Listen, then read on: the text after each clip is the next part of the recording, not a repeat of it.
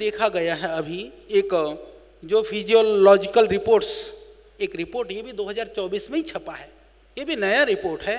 उसके अंदर ये देखा गया कि यदि माँ एक्सरसाइज करती है, माँ प्राणायाम करती है, माँ ध्यान भजन करती है, माँ कुछ भी चेष्टा या क्रिया करती है, इंगितेन चेष्टितेन, वो देखती है, सुनती है, बोलती है, अनुभव करती है, जो भी जिस भी रूप में करती है वो व्यक्त करती है, अव्यक्त करती है, कष्ट के पीड़ा के घूंट को पी जाती है, दुख दर्द को बोल देती है, गुस्सा करती है, शांत रहती है, जो भी माँ करती है स्टेम सेल्स के लेवल तक उसको जो है ना माइटोकार्डियल जो माइटोकॉर्निया तक में उसका इफेक्ट होता है। उसके फंक्शन के साथ साथ इंसुलिन एक्शन को भी प्रभावित करता है। उसके आधार पर हमारा देह नहीं, हमारा मन, विचार और भाव बनता है। यह बड़ी बात है। मैं ये फिजियोलॉजिकल रिपोर्ट्स की बात कर रहा हूँ। हमारी ऋषियों की मानो न मानो, कम से कम जिन अंग्रेजों के आप अपने आप को मानस पुत्र मानते हो ना, उनकी तो मानो, क्योंकि यह इसके अलावा दूसरा कोई रास्ता नहीं है।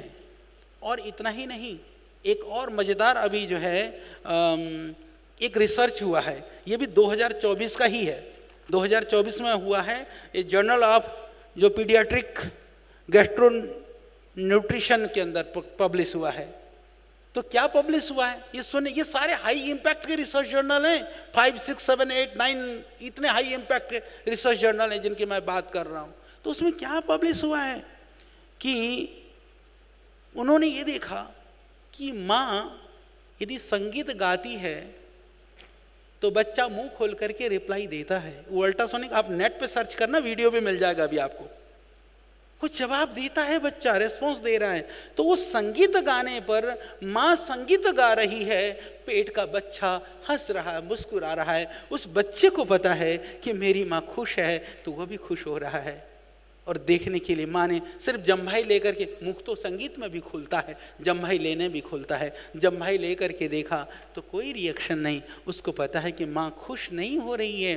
तो उस बच्चे को, गर्भस्थ शिशु को भी माँ की पीड़ा के अनुभूति होती है।